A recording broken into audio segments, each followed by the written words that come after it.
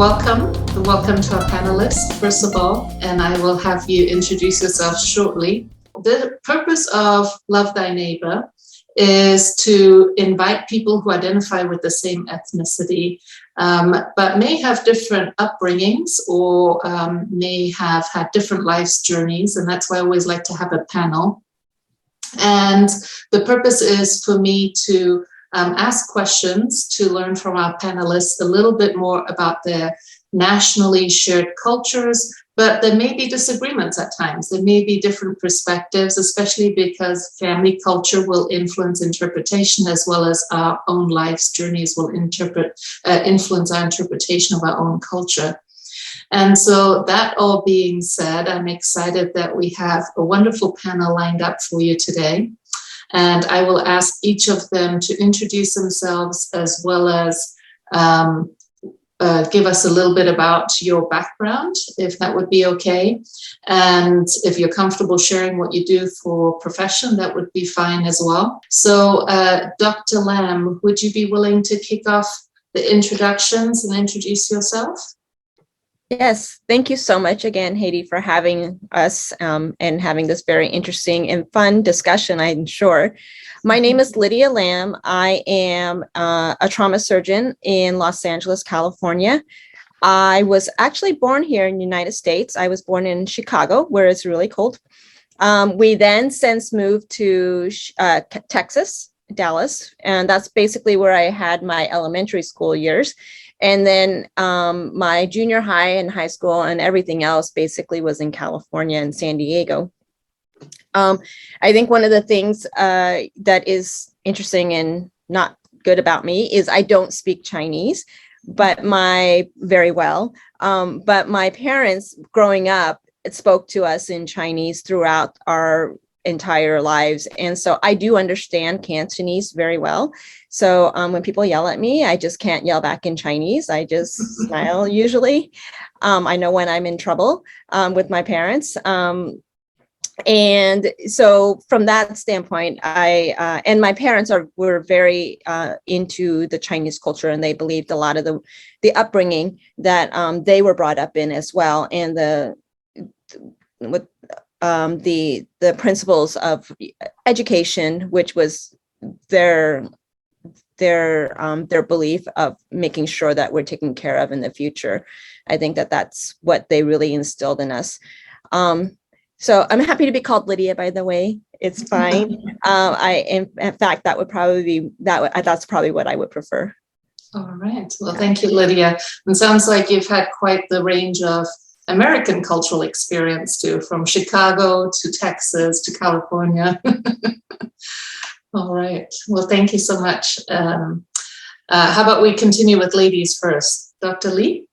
Sure. Hi, my name is Wai Lee. I was born in England and I was raised in London. And I actually did my surgical training. I'm a plastic surgeon right now doing cancer reconstruction. I live in Los Angeles. But I started my surgical career in England and then moved to LA to do a PhD and ended up staying, which entailed redoing my residency, which is where I met Dr. Lam actually, doing my training. And my parents are from Hong Kong, so they were immigrants from Hong Kong. So I was the first generation in England, and they were practically stuck in a time warp. You know, we were brought up very much as if we were brought up in Hong Kong. I do speak Chinese. I had to go to Chinese school Saturday and Sunday for most of my childhood to learn to read and write Chinese, and also take the national what we call GCSE exams in Chinese. And my husband's also from Hong Kong, so all my in-laws are from Hong Kong. And my kids now, like Lydia, I speak to them in Chinese all the time, but their response is usually in English, so it's difficult. But my parents were very much about Chinese tradition, Chinese food. In fact, I've only lived in LA. And really, when I did go to Vancouver for 1 year to do a fellowship at the Children's Hospital, but it was very much decided on where we had access to good Chinese food and where we had good access to Chinese supermarkets, because I cook a lot of Chinese food. So we're very much like as if we were brought up in Hong Kong, I would say. And we still have a couple of houses there, and we spent a lot of summers there as well. That's wonderful. And Dr. Lee, when I lived in England, I felt like I love the Chinese food in England, the takeout, takeaway, as we say in England. Right, takeaway, And when I came to the US, I didn't find as many good, I felt, as many good Chinese restaurants in Los Angeles. And somehow the food was the same dishes tasted a little differently here. Is that something that you have found as well? I have. And in fact, I had to learn how to make my own pancake rolls because they just weren't the same. As the Chinese takeaway pancake rolls. Like here they tend to be more vegetarian and it's just not the same. So yeah, I have found the food different, like a different variation. Like the British Chinese food is very different from the American Chinese in some senses. And even in some is a bit different. So, yes. Yeah. Would you say that British Chinese food is closer to the Hong Kong Chinese food? Yeah, I think so. The thing, I think what was different is, at least in LA, we have a lot more Taiwanese influence as well as Vietnamese influence. And in England, there just wasn't, like, for instance, I didn't really see anyone from Taiwan when I was growing up in England. I never saw a Korean restaurant, for instance, whereas here in LA, it's very common. So it was the influences are quite different.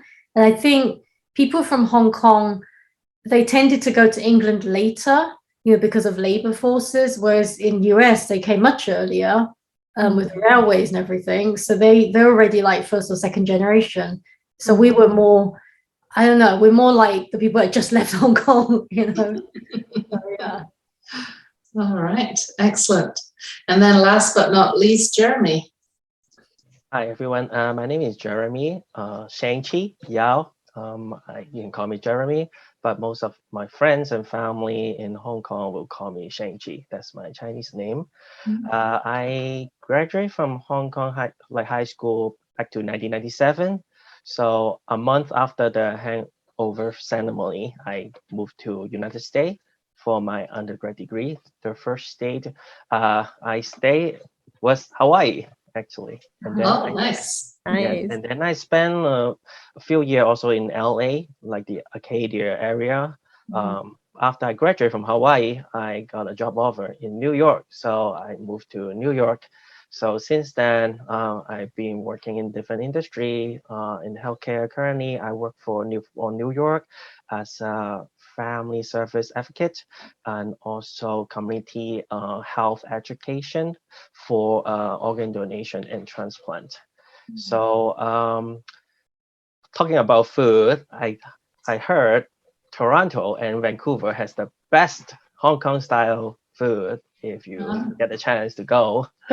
So but in New York, yes, we do have a Hong Kong style restaurant, and but can't compare to Toronto or Vancouver. That's my suggestion. Vancouver is I agree, Vancouver is very good. But it's still a little different from the stuff we had in England, and they also have fantastic sushi. So yeah, I lived there for a year. It was very, very good food. Yeah. Okay. All right. So, very good. Thank you. So my parents and my in-law and most of my friends are still in Hong Kong. So, but I also make a lot of friends in the East Coast. They are also from Hong Kong. Sometimes we have gathering, we chat and we talk about business. We talk about food. We hang out.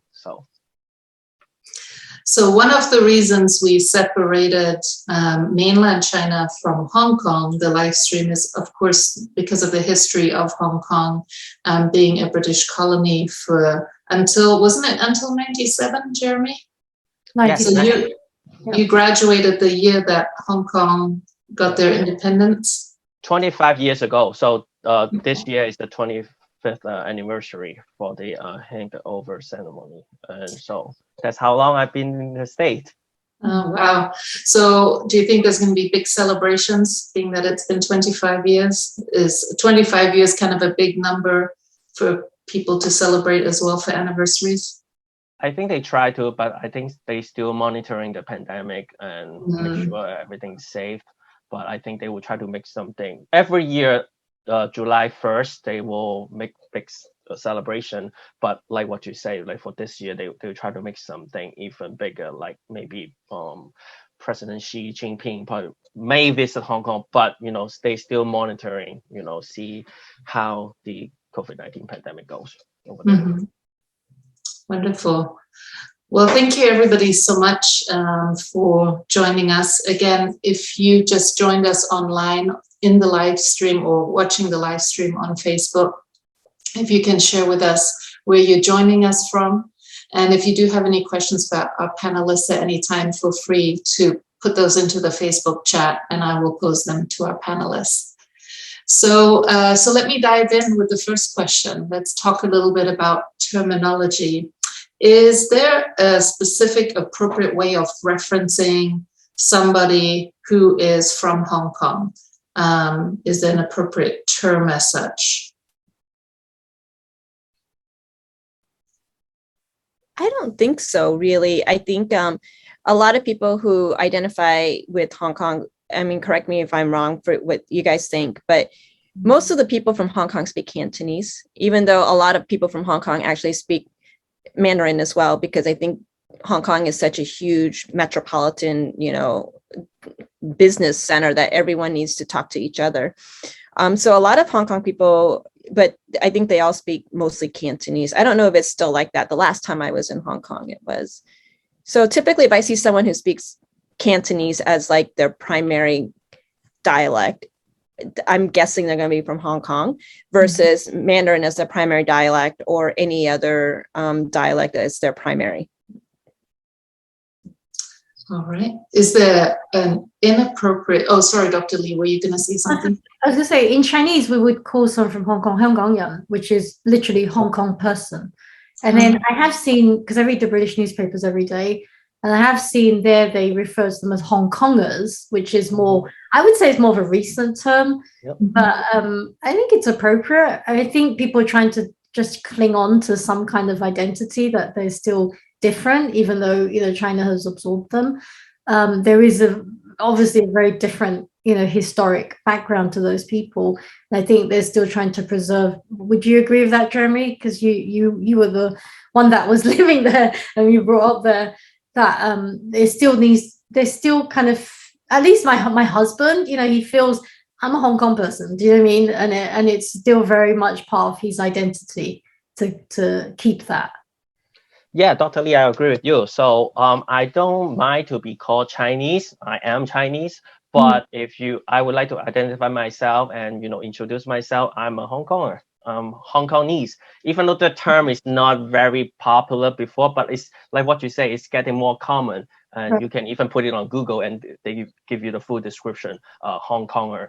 And I think they put Hong Konger in the Oxford Dictionary as official language, official terminology recently. So we're not trying to separate us between Hong Kong and China because we are Chinese. But when you talk about, yes, culturally, we do differently. Like the language we use are different. We speak Cantonese, most of us, I would say 95% as Cantonese speaking. And even though the Hong Kong style Cantonese are different from the Malaysian Cantonese or the Guangzhou Cantonese, you can tell where they're from when they start speaking, the terms we use.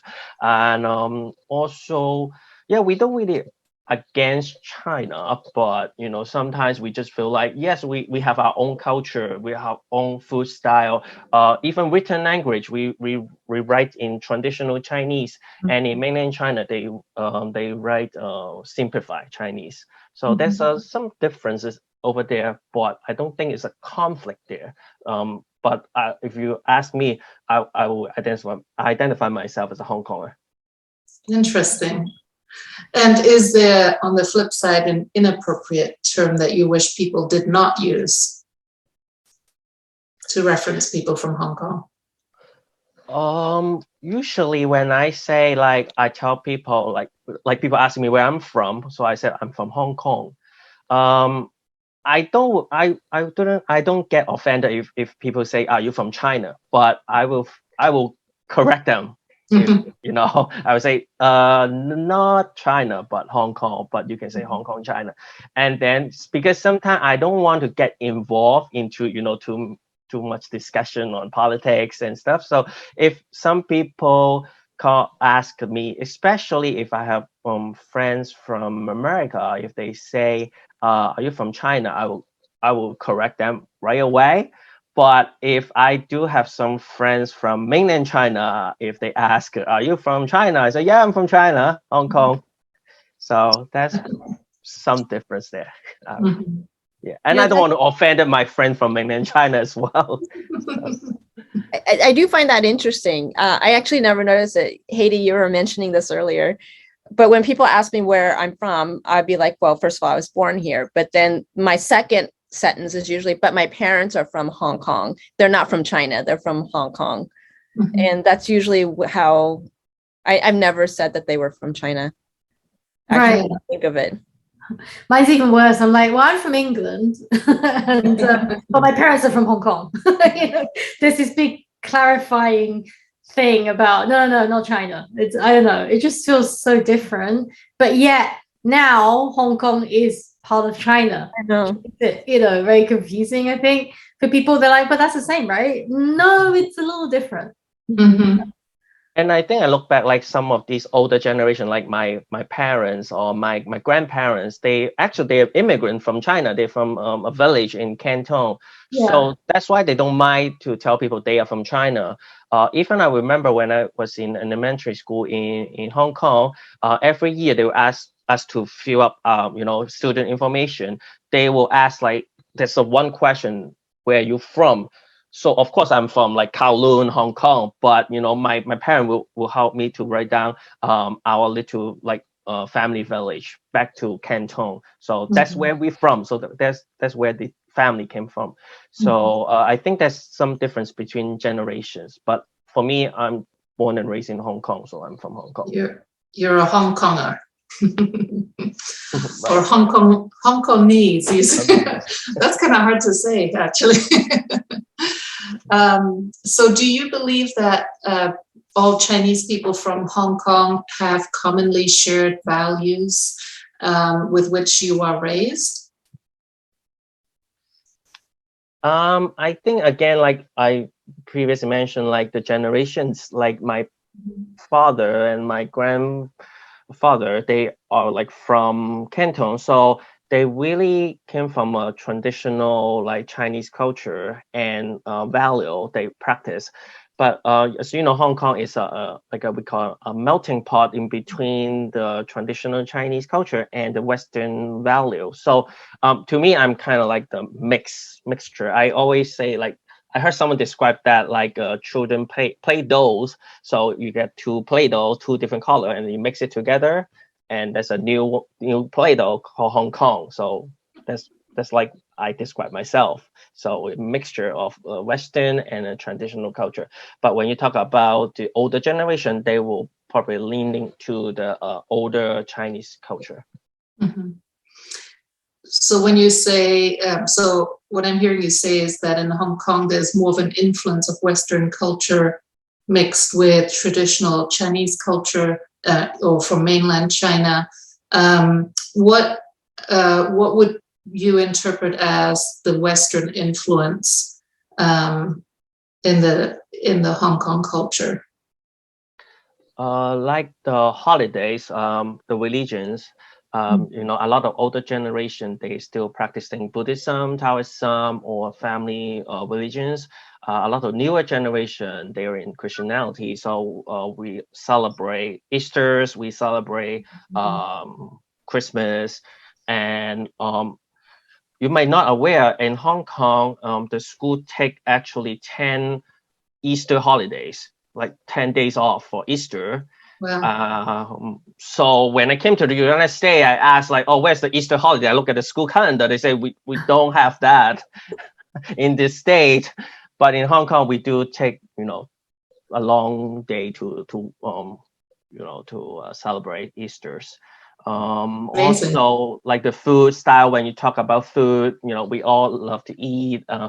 Hong Kong style actually is a mixture between Western, like the pastry or bakery, you can see is kind of mixture between the mainland China buns and between the British or French custard. like those egg cut dan tat egg custard. It's kind of mixture between Western and Chinese food. Mhm. So, Jeremy, we just received a comment in the chat box about your Play-Doh analogy. Jeffrey Chow from Mainland China said it's a great analogy with the Play-Doh. Okay. So great feedback there. I have to say the Easter thing, it's beyond the Chinese difference. I think it's the British system versus the American system. Because I got here and I was like, what happened to Easter? You know, because there we have like, it's a huge holiday. It's like Christmas, you know, and here I was at work, you know, on Easter Monday and Good Friday. So it's because I think Hong Kong, that's the biggest, one of the big influence is the fact that Hong Kong was a colony of England, of Great Britain. So they took on a lot of the British kind of, you know, I don't know, traditions, as it were, and laws. And so, whereas China didn't, obviously. So I think that's a big difference. And I think Hong Kong was always known as more kind of, you know, they were more, you know, as Jeremy mentioned, the Western influence in terms of pop culture, everything. And the TVs that we used, the channels, because I used to watch all the videotapes and stuff, like it was very different from what was exposed to when you're in China, I think. I think that's a big difference too. Like we had a lot of, you know, the modern, what they call canto pop, right? Music, whereas China it wasn't so common then. So I think it is different. You know, there is this big difference between the growing up in China and whereas the people I know grew up in Hong Kong. You know, and I think some of that is still retained when you leave that country. You know, certainly my mom, when she left Hong Kong, she kept so many traditions. You know, she couldn't buy certain Chinese vegetables like bak choy gai lan, all that kind of thing you couldn't buy when she moved to England, right? So she just plant all her own stuff, and she made her own zhong. She made all her own stuff because she didn't have access to it. Does that make sense? Because she wanted to retain a lot of her culture. And unfortunately, I think now in the U, at least for me growing up, well, I already grew up before I came here, but like, you know, I just don't have the same, I guess a lot of the stuff is way more accessible now, right? Because you get stuff sent over from Hong Kong or China. So there's less of a need. Like I can buy gai lan in the supermarket. So I don't, although I do actually grow my own vegetables, but you know, I get that's a tradition thing because my parents did it, so I do it. And it's you kind of want to retain some of that. Does that make sense? Yeah, definitely. Yeah. So who is typically the decision maker in the family, in a Hong Kong family, Hong Konger family? Was that pretty family dependent? The elderly male, I would say, like usually the elders, like the oldest. If the grandmother still alive, so the grandmother. But if the grandfather, yeah, the elderly male have to say, like for main decision. Yeah, I have to say, my dad definitely made the decisions in the family. It was very much, I would say, definitely paternalistic. Paternalistic, or if an older generation is alive but they're female, then it would be the female, or not necessarily. It's interesting. Well, my grandparents came over when they were older. They lived in Hong Kong for a long time until they got to an age where, you know, they needed to be taken care of. So they actually stayed with us when we were younger. And despite that, my dad still made a lot of the decisions. I don't know if it's because they were now in a different country. So now the laws are different, you know, the rules are different, the way things work is different. And that's why. But yeah, my dad kind of took on that role, even though he wasn't, you know, it's interesting. He wasn't the oldest child either. He's the second of the three. He had an older brother who, I don't know. He was just, I don't know, just bossy, I guess. Yeah, for us, like for the older generation, we will see asking for their advice, and we need to show respect it once they give us advice. Then, you know, if we don't do it, sounds like, okay, so why you ask me? So usually when they say, like, let's say when when I got married, I pick a wedding day. They would say, okay, even though I'm in the state, they are overseas, but they would say, okay, do this on certain days better for you. I was like, okay, sounds okay, whatever they want. So we follow.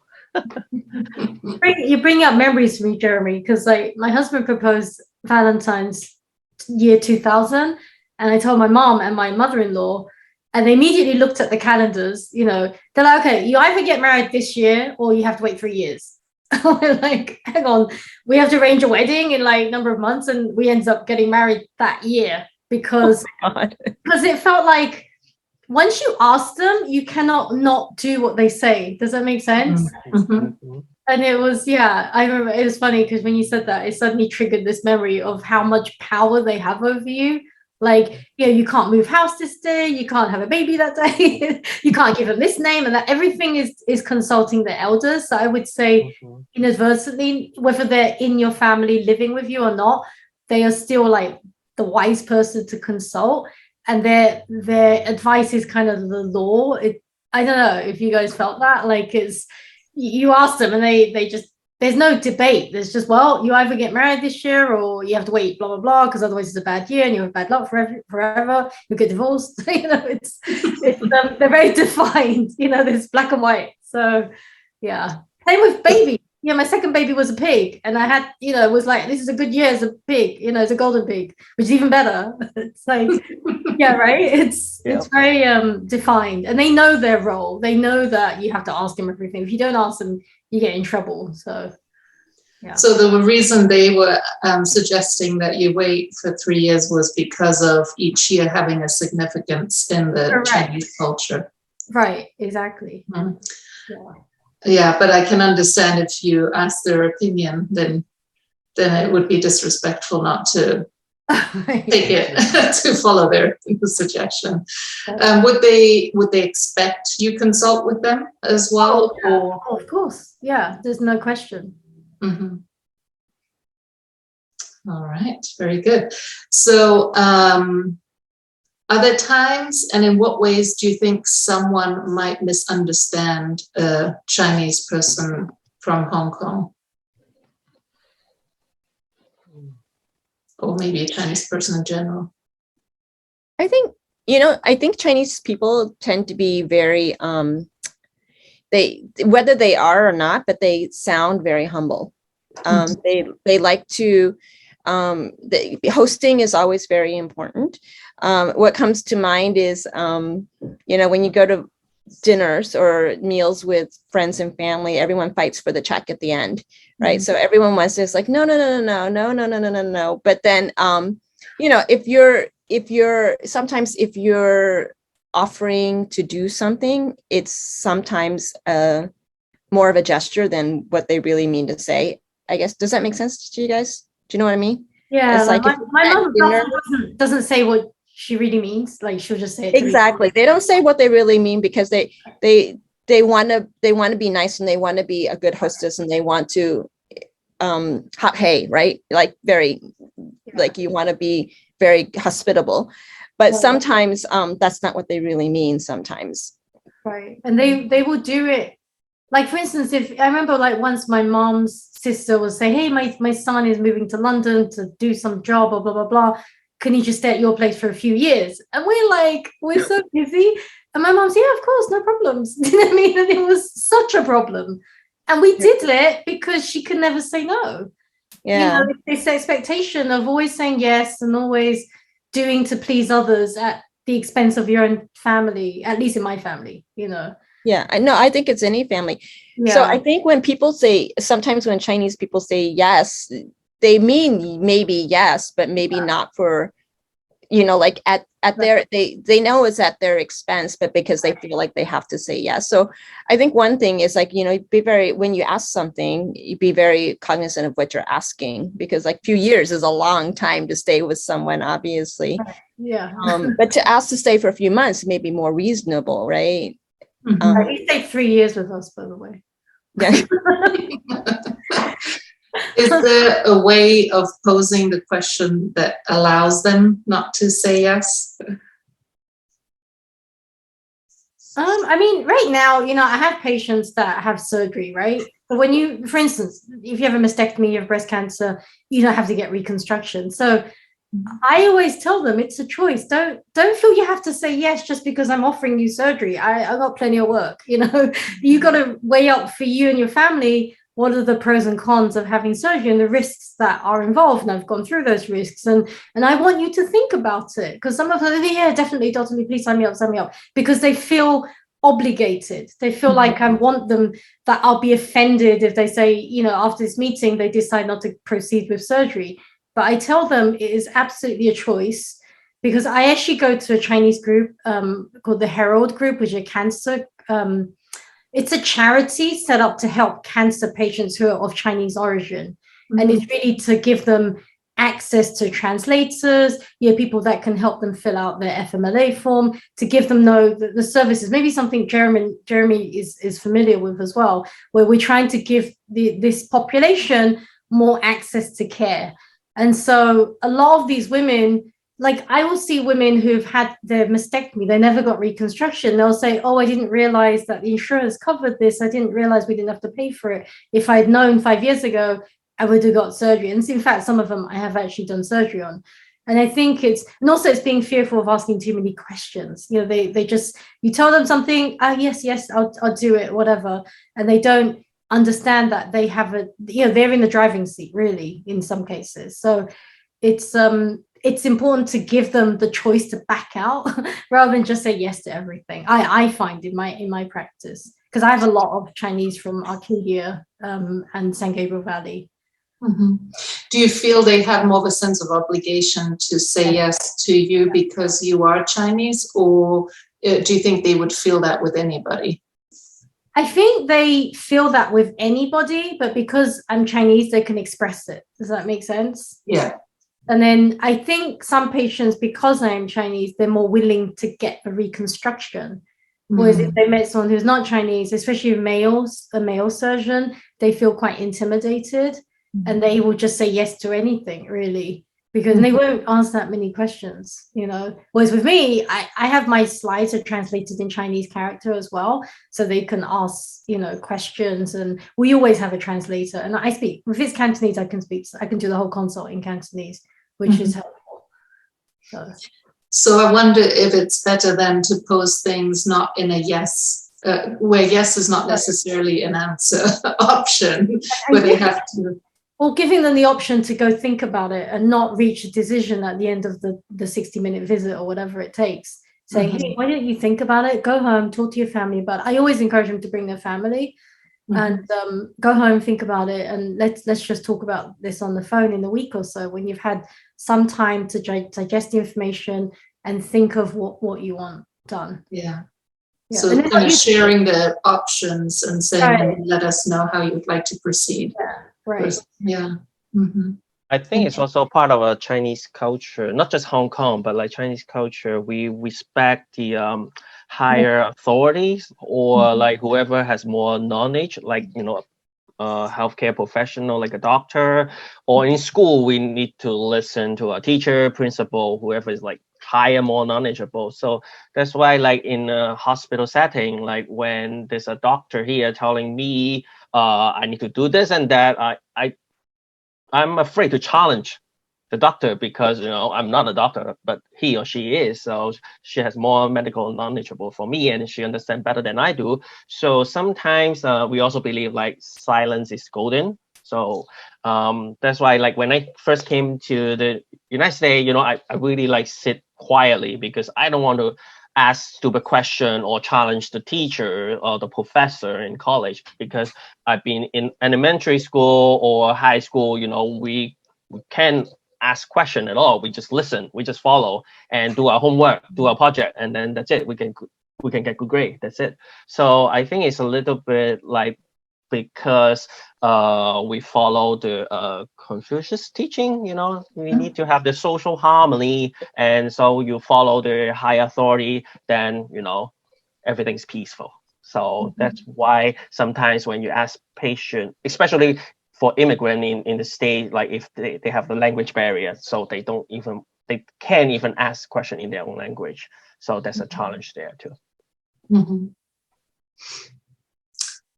Is there something you wish others would understand better about the Chinese people, or about specifically people from Hong Kong?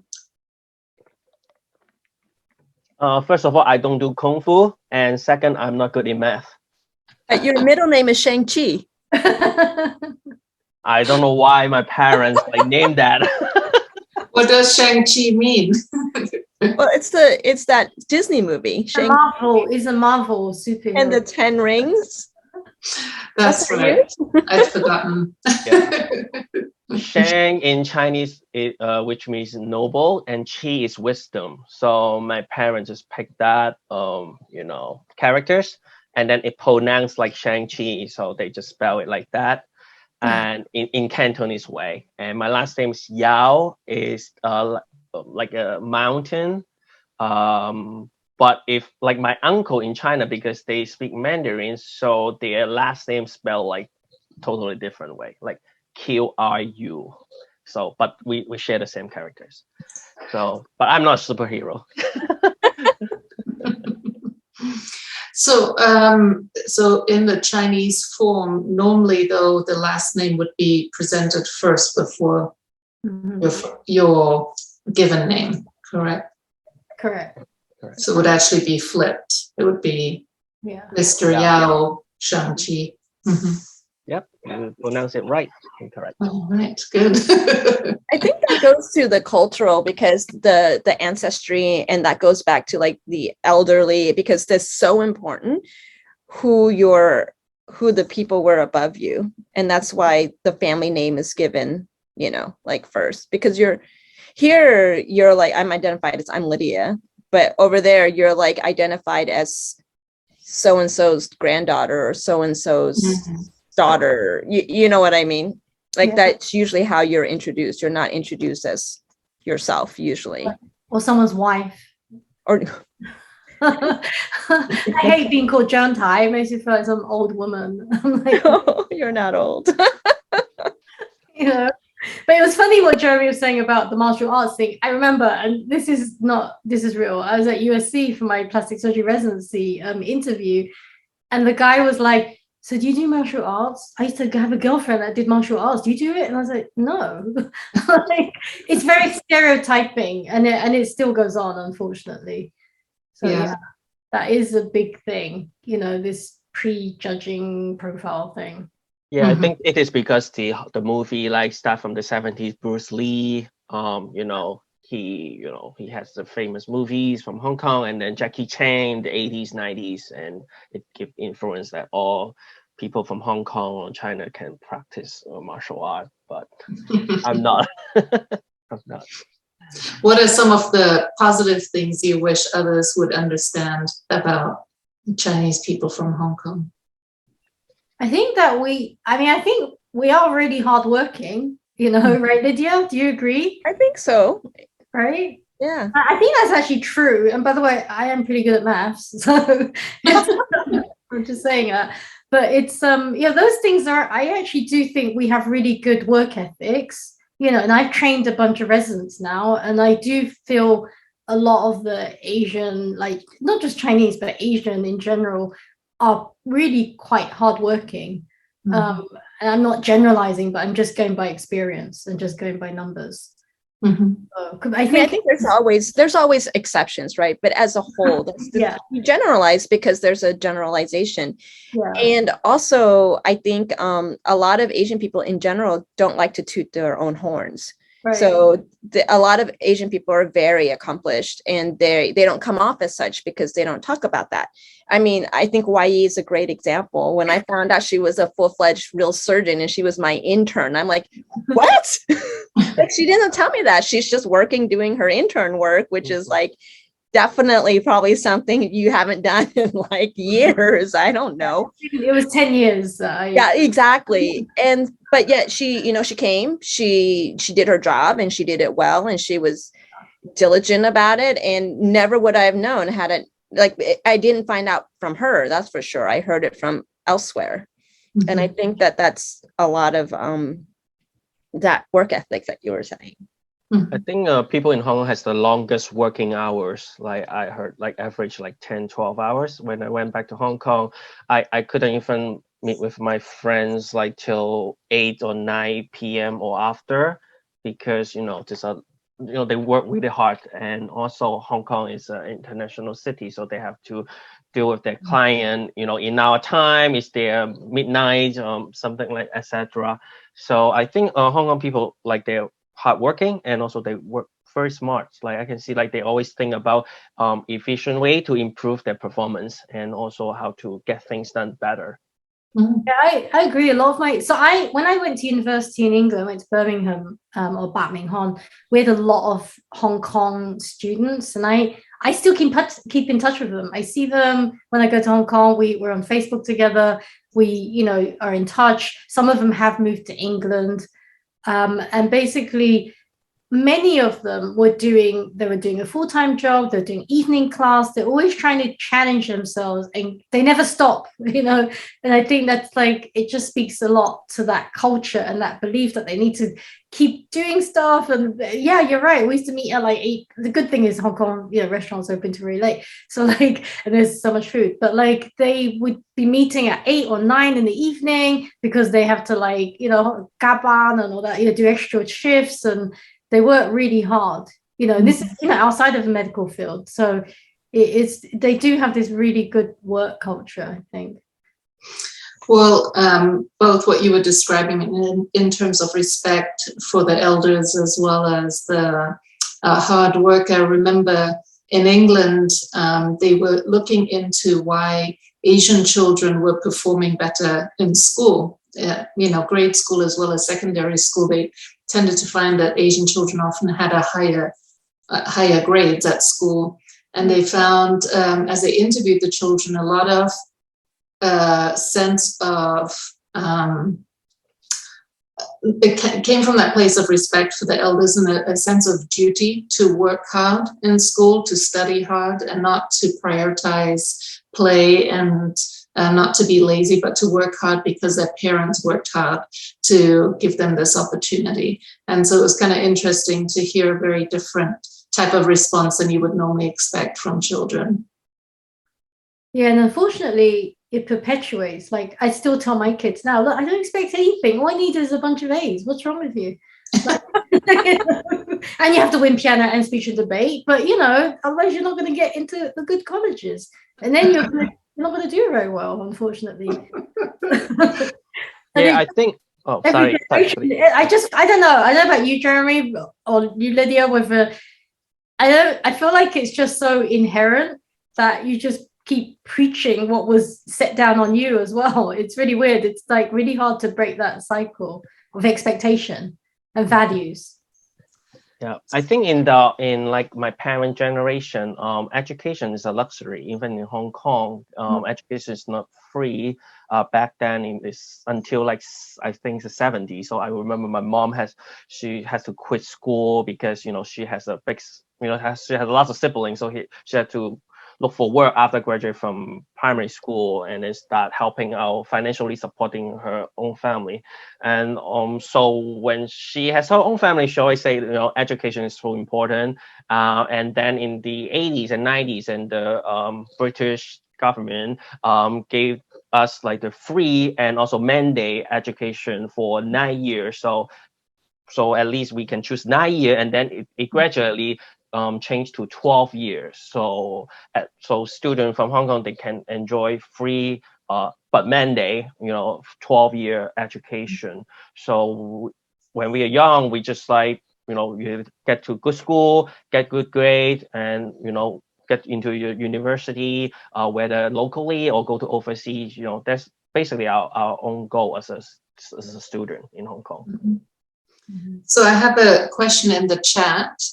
Somebody's asking here.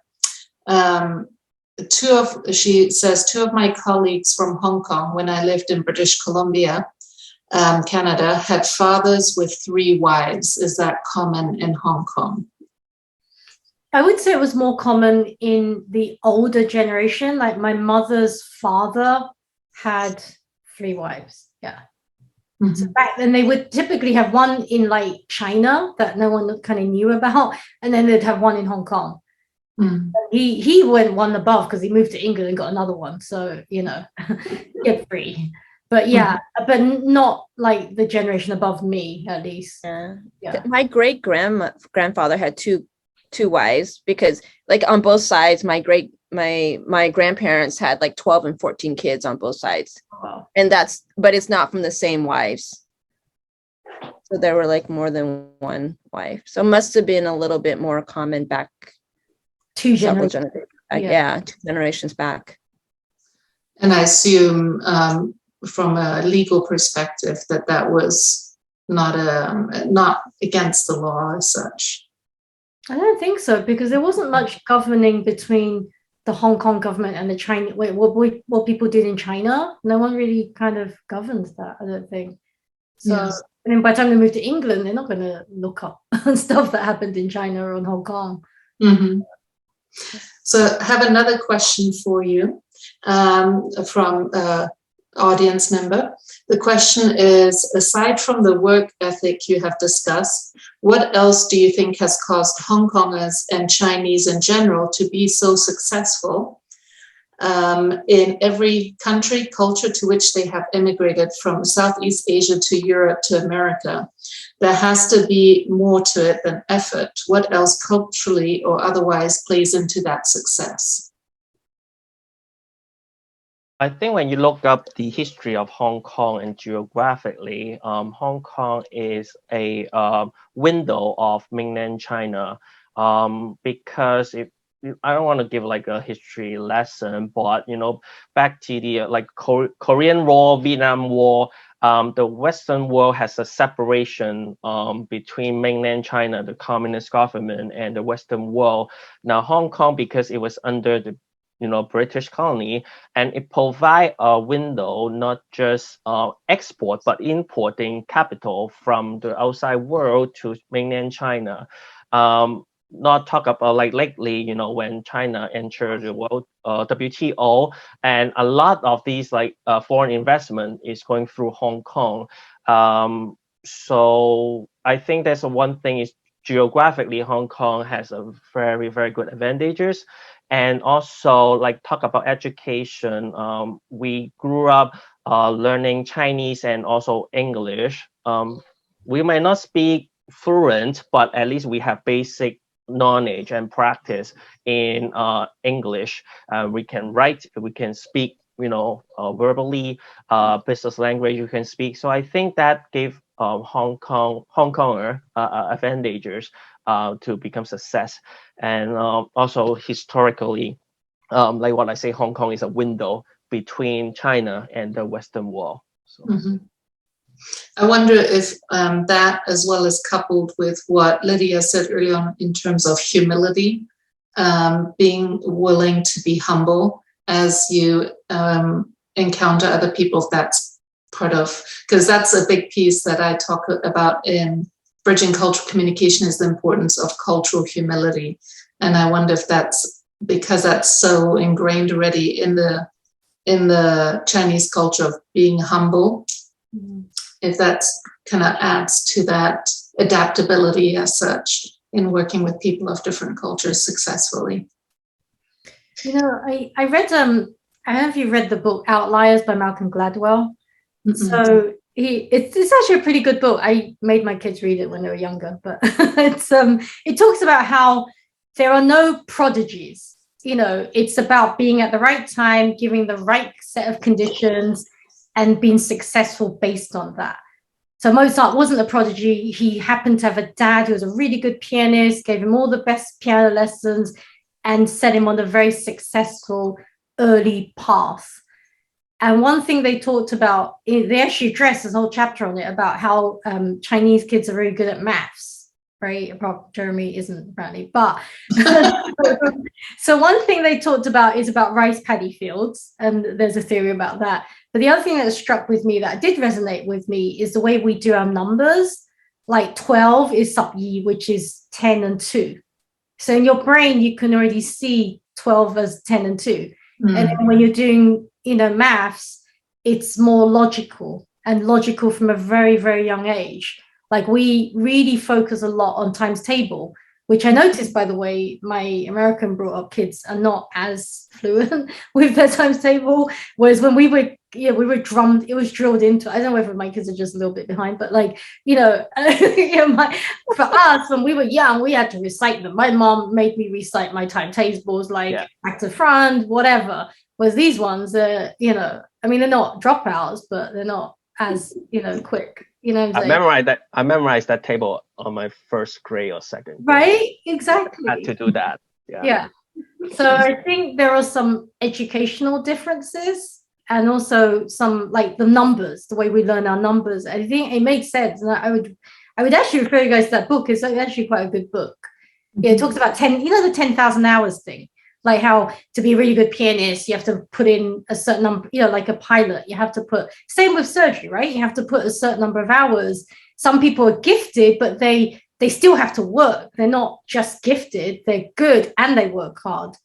So, which is a great combination. But then there's the people that are lazy and they're not very good either. So it's, I would say that's a really good book. So Excellent. So are there certain health or healthcare beliefs that are commonly shared amongst Chinese people from Hong Kong? When I read some of these questions that you were thinking about asking, it made me think of that recent Aquafina movie. What's it called? About grandmother. And that was, I think it's true. I don't know if you guys agree with me, but it was true in my family as well.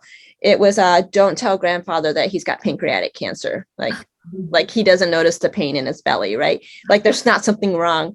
But it is a thing where they don't like to talk about death with the elderly, because I think it goes back to that respect, and like you don't want them to think that they're mortal, right? And that they're gonna leave us. You want them to know that they're going to live a good life forever, longevity, which is huge, right? That we talk about. So I think that that's one thing in healthcare, and why you mentioned it a little bit earlier, that you want to make sure that you give them that choice and then not a yes or no question. But I think one of the things that I do realize, again, I'm a trauma surgeon, so I also take care of ICU when they're really sick in the ICU. And if unfortunately grandma or grandpa got injured, I make it I do go out of my way, knowing my family, to talk to the family in general before I go to grandma or grandpa if there's something that's not the best news, just to make sure everyone's on board with it. Not to say that I don't tell grandpa or grandma, but sometimes they do. They ask me specifically not to mention this. Don't say anything. Just, make sure they're happy and just tell them things are going well, and, think positively. But that's probably the biggest thing I've noticed, that where I actually do something different for this cultural group. And that's one area that I find interesting in healthcare, because healthcare in the US is so compliance driven, but yet healthcare also expects their practitioners to be culturally competent, however you interpret that competence. And that's where it can kind of clash and bump up against each other, right? If you're supposed to be compliance driven and following the regulations, it's supposed to be the patient who's informed. But if you want to provide culturally competent care as such, you would be following what the family culture is expecting, or what the patient is expecting, right? And so how do you marry those two? How do you meet those two? Do you typically ask the patient who they would prefer to that you give the news to, so they kind of give you permission to give it to the family versus them? Or how do you kind of navigate and that? I find usually they're okay with you talking to their family. It's usually not an issue. If they're able to answer, I'll typically say, would you like your family here when we talk about, all the things that we need to address? If it's a dire situation, a critical situation, and they're unable to speak, of course, I would, talk to the family. And, in that sense, that's when they'll ask me, like, don't say anything, to them. They may be awake, but maybe not but maybe confused or maybe not completely awake, or, like they're there, but they're not there. Those are typically the times that I would. But yeah, sometimes I'll ask them and they'll be like, yeah, whatever, just tell them it's fine. And then when the family asks me after that, not to tell them exactly, a lot of times I'll tell them what's going on, but maybe not what it means, if that makes sense. Like, you've got a bad pelvic fracture, right? We know in an 89-year-old, a pelvic fracture, a hip fracture, is not very good. But I might not say that part. Maybe I'll just say, you have, a bad fracture, and this is what we're going to do for you. We need to take care of you and go from there. And for examples, I mean, those are some things that I might do to get around it, but still disclose and still give the patient the care that they need. Yeah.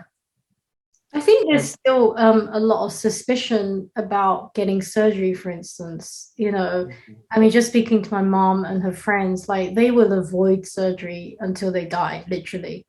Even something as simple as a colonoscopy. Recently I had to convince my mom to get a colonoscopy. She's like, well, I don't want to know. I'm sure it's something bad. I was like, well, if you don't try, you're never gonna know. And it just took forever to get her to consent and to organize this test, which would give her answers.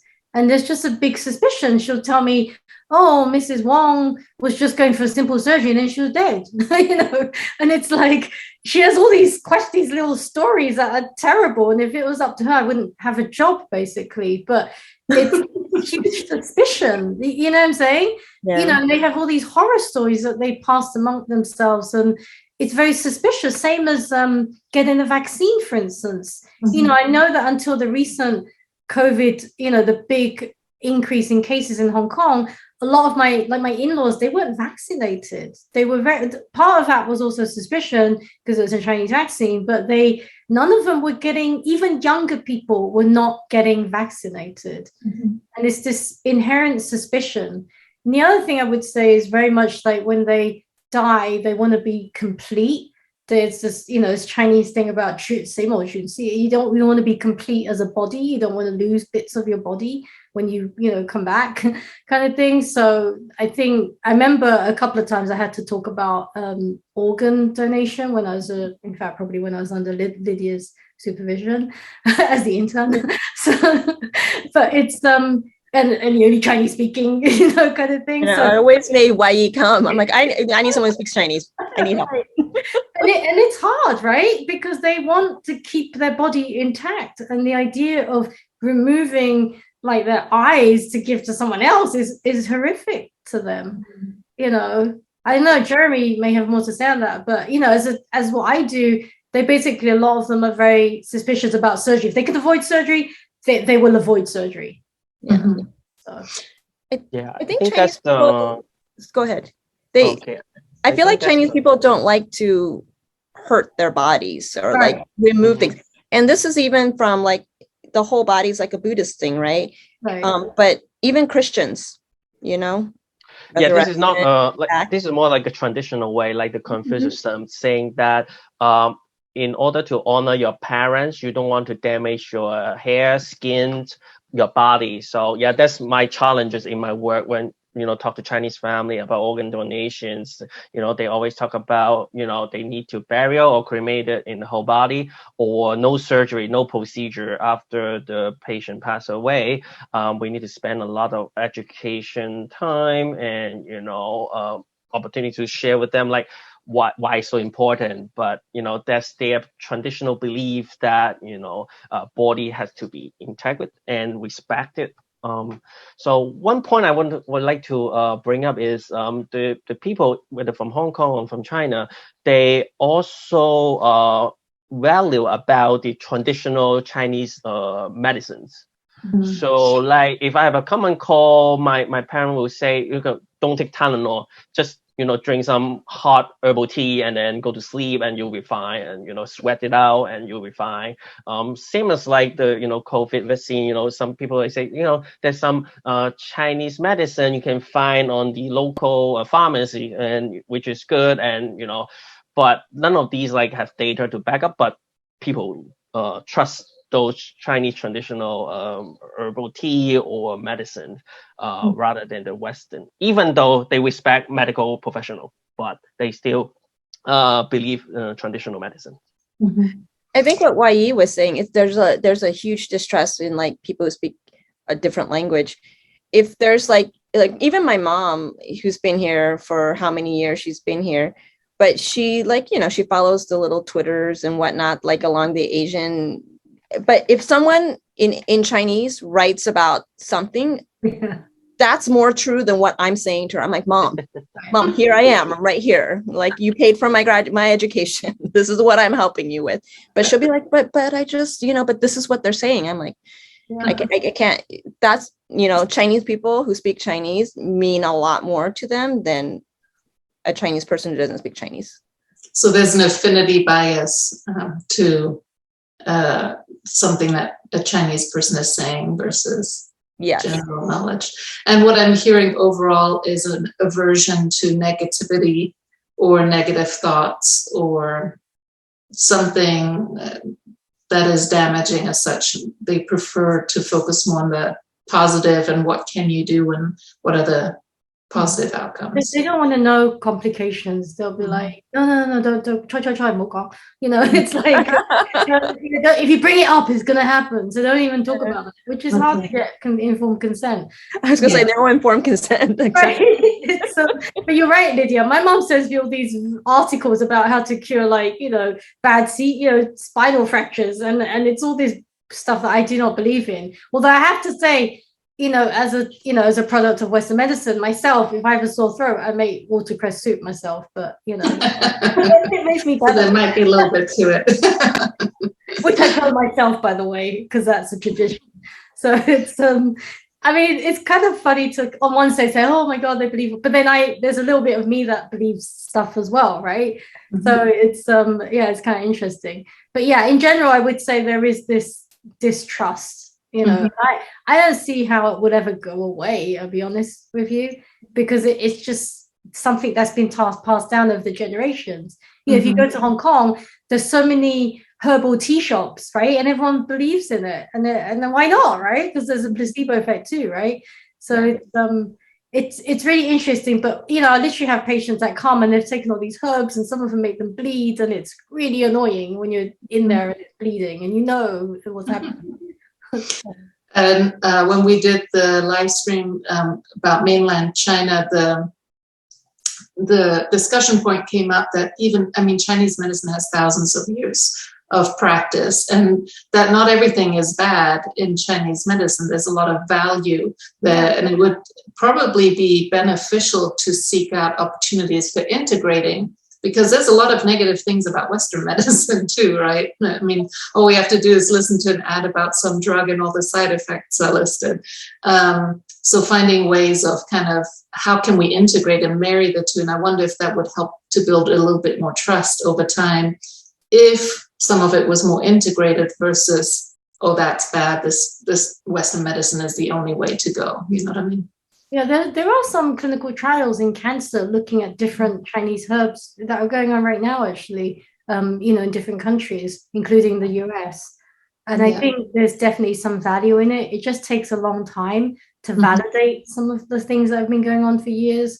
Right. Yes. Like you said, thousands of years of medicines, and there's something to it that it keeps getting perpetuated. So, and a lot of times I think, like you said, there's in the herbs, there is a medicinal component to it. We don't know what it is. That's the problem, right? But I do think that this holistic overall approach, I have a friend who's a breast surgeon, and she 100% trained, born here, trained here, 100% believes in like acupuncture. It helps her patients. And I think that there's something very real to that. And I think that if you marry kind of like the two, take the stuff that we do know and that we do know is beneficial, and then the stuff that we have in Western medicine, I think that there's a nice balance there somewhere. If only I was smart enough and like focused enough to go back to school and go through Eastern medicine. It would be really helpful. But I think that I think it'd be great if someone had like the people who have both degrees in that sense. It would just be another 20 years of schooling, Lydia. For me, it would be. For most people, it'd be like a couple of years, but for me, like another 20. Oh dear. So we have another question from one of our audience members. It says, I'm curious. We often teach our staff, so he works in donation, we often teach our staff that when we're working with an unfamiliar culture that seems to be stringently overseen by older folks, that we should seek out the younger family members and see if they have more modern views and if they're willing to champion with us when speaking with the legal decision makers or older generations. Is this something that might be acceptable within the Hong Kong culture as well? To my work, yes, that's part of my strategy as well, to work with the younger generation who are more open to the Western medicine practice, who are more open up to Western idea.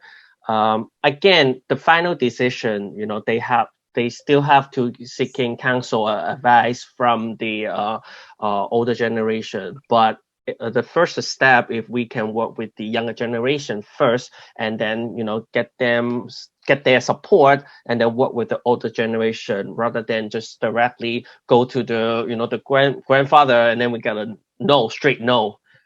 Then we don't even have a chance to spend time with the family.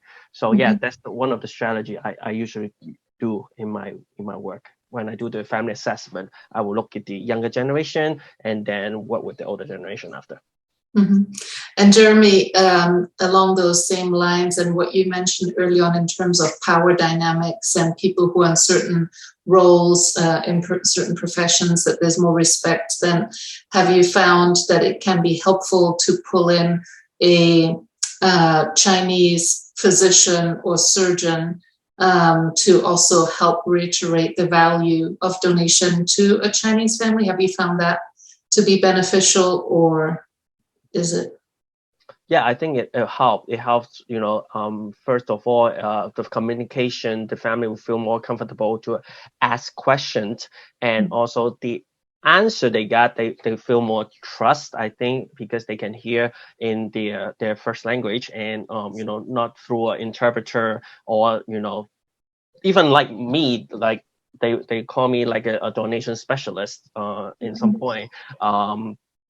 I remember like when some of the cases I worked with the Chinese family, they would just give me a yes because I was here, because they say they spent weeks in the hospital and no one really spoke to them in Chinese or only through the interpreter. And right now there's someone on their side telling them something that they can consider, and they give me a yes instead of a no. So I think language and culturally, if they have someone like professionally like speaking in their language, they were more grateful, and they accepted more about the invitations.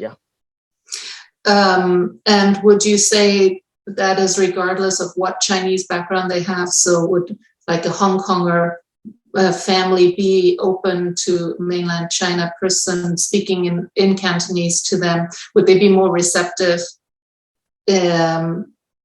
speaking to a fellow Chinese as such, even though where they're from is different? Or would it be more, would they be more receptive if it's somebody who's from the same area? Is my question making sense? Yes, I would say like not only like to the medical field, but also in general social circumstances. It will be more easily to express myself in Cantonese and make friends from the same area. So when you talk about medical, yes, if some medical professional can explain to me in my own language, like in Cantonese, that's my primary language. And then if not Mandarin, I somehow understand, most of the Mandarin. Oh, don't forget that I learned Mandarin in the States actually. Oh, really? Yeah, in school and work. So yeah, that's a layer of trust. I think that's the same as like the Chinese people. Like that's why when they say like where are you from.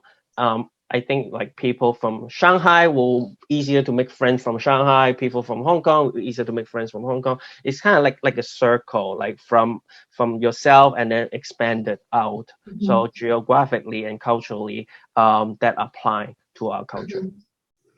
We often talk about in the cross-cultural communication workshops that probably the most important thing to align with a family is the language, speaking the same language, because there's a level of trust that you're on the same page. You know, there is no misunderstandings that can occur, or reading between the lines, you're speaking the same language. And that's yeah, I definitely think that's a big thing. I think there's nuances in certain languages. Like sometimes I can think of the term in Chinese, but there's no equivalent English term, you know what I'm saying? And it's but what's really interesting is I don't speak much Mandarin at all. So when I see a Mandarin patient, I have a Mandarin speaking interpreter in the room. But the patient will still feel I'm more on their wavelength than if they saw one of my Caucasian colleagues with the same Mandarin interpreter. Does that make sense? Yeah. And it's interesting because what I can say is, you know, JGN, which is goodbye, you know, little bits, you know, but they still feel this inherent kind of, oh, you're one of us kind of thing. Do you mean you're going to treat me properly? You know what I'm saying? And it really makes, and even Korean, I'm nothing Korean, right? But because I look Asian, they feel this sense of, oh, you know, we're in good hands, you know. So I have Jeff, by the way, Jeremy agreed with you in terms of the younger generation. He said that holds true for mainland China as well. Somebody shared an interesting article about eye donation and Buddhism, so I can share that with the panel afterwards. And for those of you who are following here on Facebook, you can find that link posted in the chat, and then I'll share it on the YouTube channel as well when we post the recording. I do have one more question in the chat that I'll come back to in a moment. I do, before I get to more general questions, wanted to ask you, are there commonly held beliefs about death among the Chinese people? And is there anything that can provide meaning in death to a Chinese family?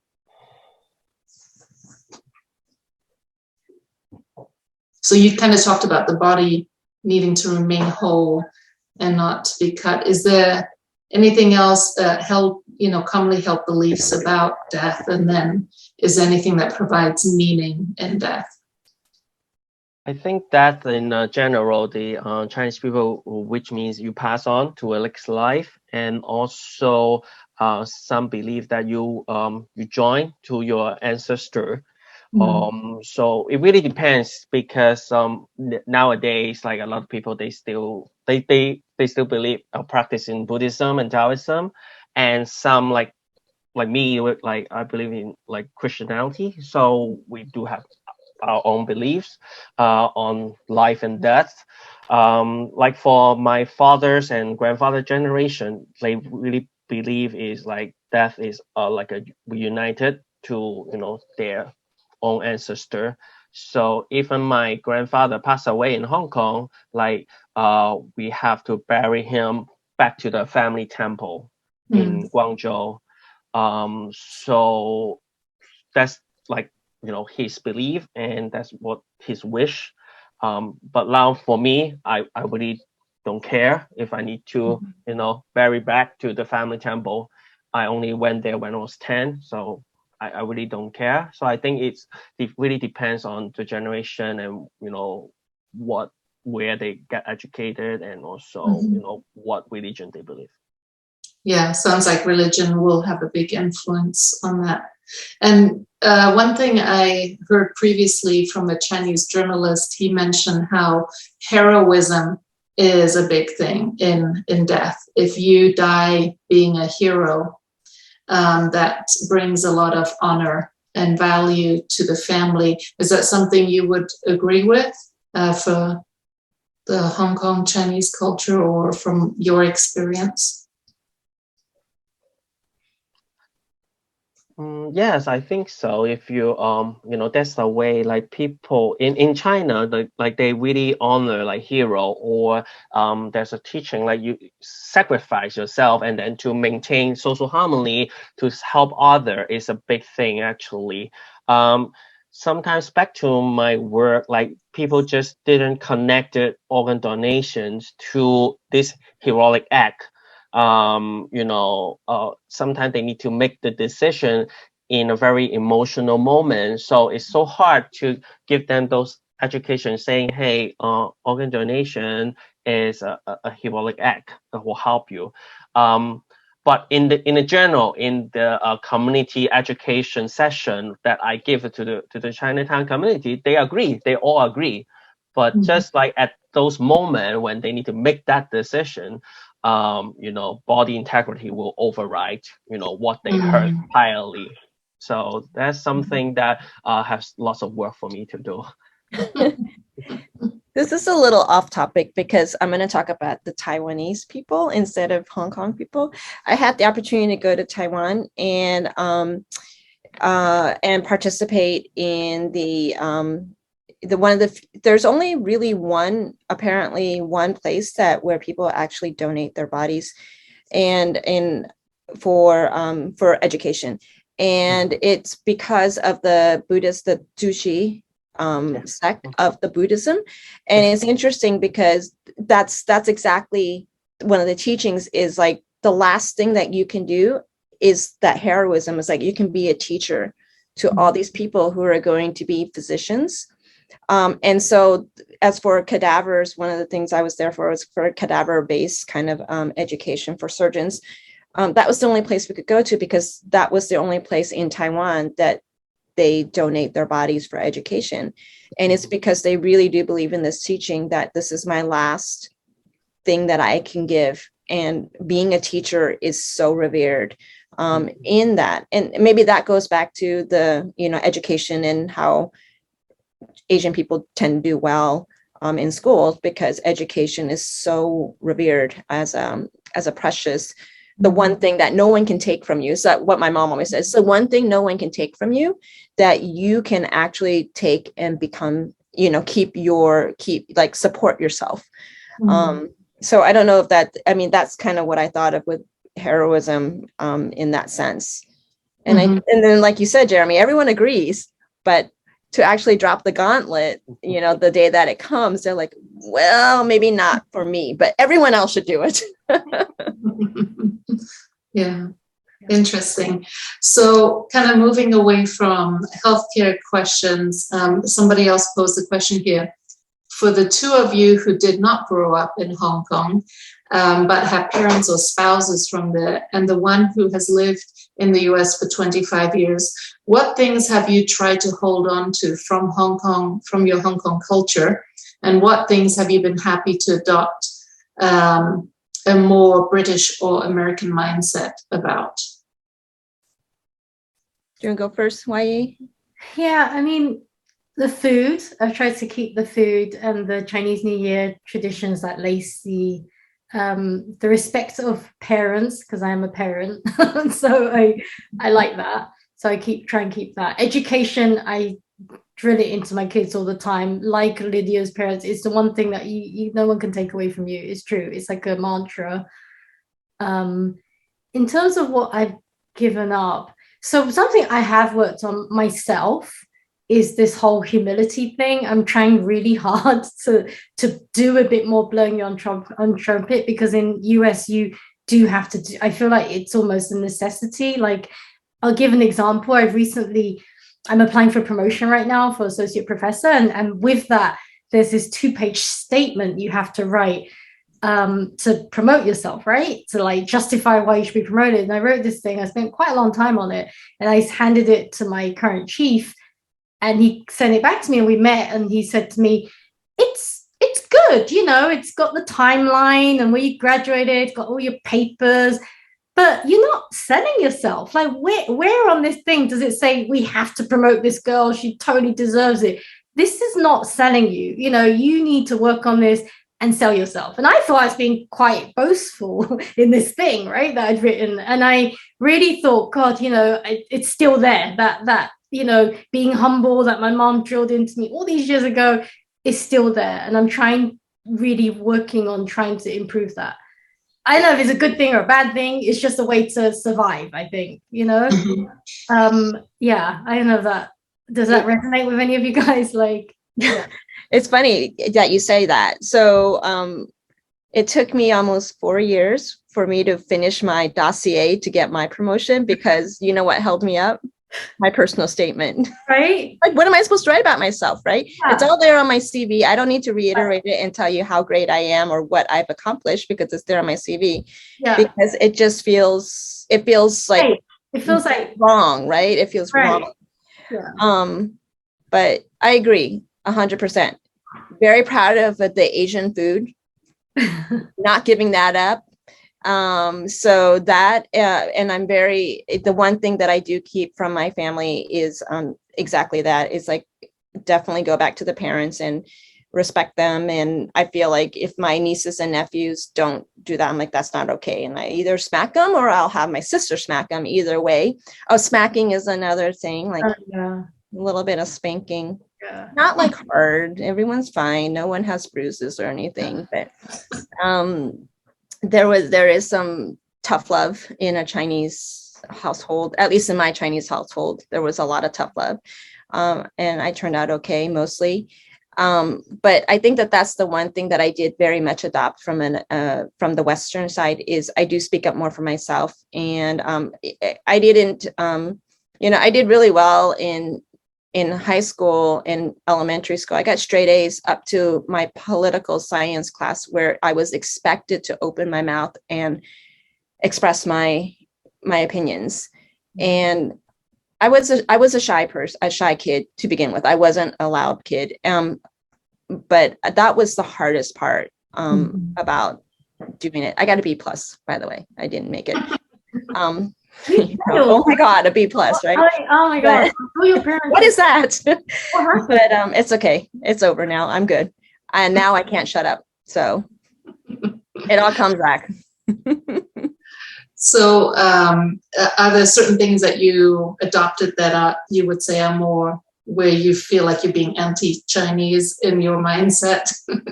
You adopted more of an American or British mindset? I think it's complaining. Like if you go to like a restaurant or something and something's not quite right, not to just accept it, but I'll be like, no, this is just not good enough. Where before I would never do you know what I mean? It just wasn't, my mom would never speak up. Do you know what I mean?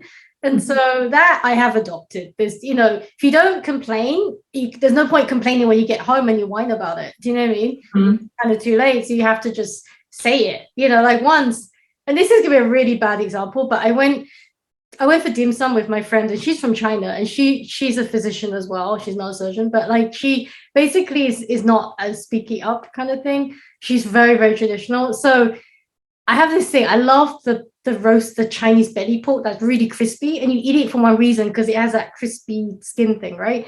Anyway, it is very expensive, and I got it, and it was not even close to crispy, and I was so disappointed. And I said to the waiter, "Excuse me, this is I don't know what happened, but this is just not good enough." And my friend was so embarrassed. She was like, "Oh, I'll pay for it. Don't worry, but it's okay. I'll eat it. You don't have to eat it. It's okay." I was like, no, Tori, this is just not, we buy it for one thing because of this one thing, and it's just not acceptable. And I made them change it. And she's like, they're going to spit in it now and blah, blah, blah. It's like, she was so embarrassed. And that was like 10 years ago. And I don't know. I just feel like, no, you have to change things. We can't keep accepting and not speaking up, because it's just not, do you know what I mean? I think that is very much not very Chinese, And my mom would have really frowned on that. I know that. So don't you guys notice that we tend to complain more to our own kind than? Yes. Like if I was in a Chinese restaurant, I would, you see people complaining in there, but you don't see Asian people in like a nicer restaurant. Like not a nicer restaurant. There's a lot of nice Chinese restaurants, by the way. But like if they're in a Caucasian restaurant or an Italian restaurant, you won't see them complaining there. But in a Chinese restaurant, it seems almost okay sometimes because Cantonese people are kind of loud, you know, like when Yes, we are. opinion, I feel like we have an opinion, Yeah. but it's like when we have an opinion amongst ourselves, we have an opinion. But when you're in a different environment where it's not yours, that's when the humility and everything comes in. But yeah, we tend to, I think, complain amongst ourselves more so to ourselves about ourselves more than we do outwardly.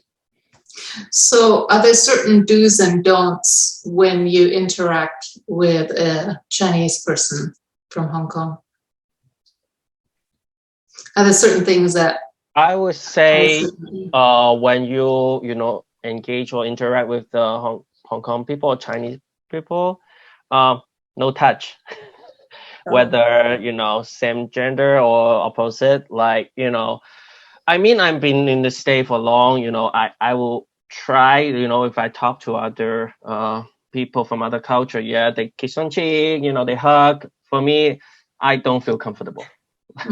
To be honest. So even like when I go back to Hong Kong with my closest friend or family member, we just wave hi, and pretty much it. In the business world, we give a handshake. That's it. And in sport team, we high five. Sometimes we give a slightly hug, to cheer everyone up. That's it. So I don't know how you feel, like both doctors.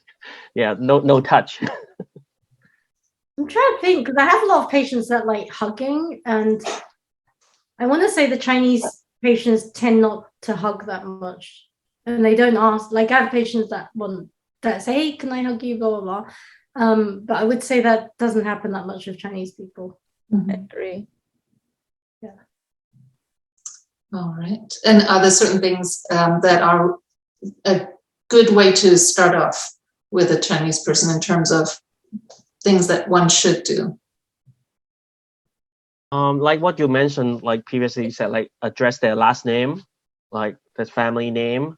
I think that's a very polite way to do it, because like unless you get to know them better, then you can address them their first name. But if you just first met a Chinese person, just get their last name and address them Mr. Mrs. and that's very good enough. That's great advice. So another question for you here is, how can Americans do a better job of communicating with Hong Kongers that have recently immigrated to the US, that are visiting here, or especially what advice would you have for Americans visiting Hong Kong?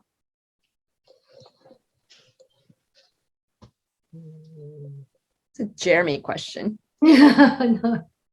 I think if you talk to like new immigrants from Hong Kong, just open up and talk to them, because like we know US, we know all the Hollywood movies, songs, we may not know in depth, but if you are open up and speak to them like slowly, because like sometimes we need to think through before we explain ourselves, but just be patient and listen, and also asking questions, and we're happy to express ourselves like gradually, like I hear the conversation priorly here, like Chinese people, we don't want to share opinion to others because we don't feel comfortable. We trying to save our face, we don't want to say something badly or represent us, like lose our face. That's what I call momin, lose our face.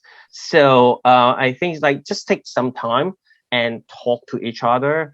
I think the Hong Kong immigrant, before they move to the state, they understand United States from the movie. Maybe you say, oh, the movie might not be the whole truth, but we do understand a little bit. So share your culture, share what you know, and I think Hong Kong people are really welcome to listen. Like me, I'm still learning. I'm still learning the American culture, songs, sports, whatever. I learned like how to watch football, from American friends, etc. So there's so many examples that American people can become friends to people from Hong Kong.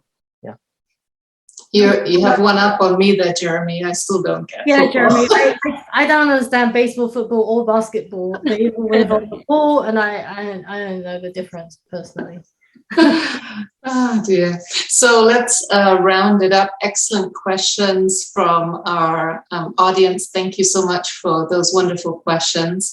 Let's kind of round it up with, tell me one thing that you love.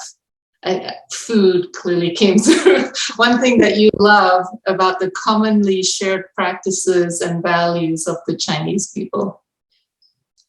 I think education for me is a big deal, and I really think it's something that's so important, and I'm not sure that every culture pushes it. I mean, might be a little bit too pushed, I don't know, but I think it's a huge deal. And the whole idea of having to get a job we're very vocation orientated, right? It's not just, so one thing that's different about US and UK is in UK, you choose we don't have major minor, you just choose to do economics, for instance, and you choose that at a fairly young age. We go med school when we're 18. So there isn't this time of deciding and finding yourself and whatever, maturing. You literally say, I want to do this job, and this is kind of what I want to do. And you commit fairly young, for good or bad, right? Mm-hmm. And I think education is really at the core of that. And I really embrace that about being Chinese. Like, the education is a big, big deal. Mm-hmm. How about you, Dr. Lam? I think for me, definitely what Dr. Lee just said, but for me, I really do appreciate the family values that my parents instilled in me. We had to have family dinners all the time throughout elementary school or high school. It's like, no, why can't I eat with my friends? No, you're going to come home and you're going to have family time. And I think that really put that core for the rest of your life, that that this is your family. You yell at them, they're going to be there for you. You need them, they're going to be there for you. So I really do think that that's something that I really cherish from my culture, that I would definitely want to see everywhere else. Mm-hmm. How about you, Jeremy? Well, I agree with food, families, education. They are all important to the Chinese value. And I also want to add is the language. I speak Cantonese, my mother language, and then I learned Mandarin when I was in the States.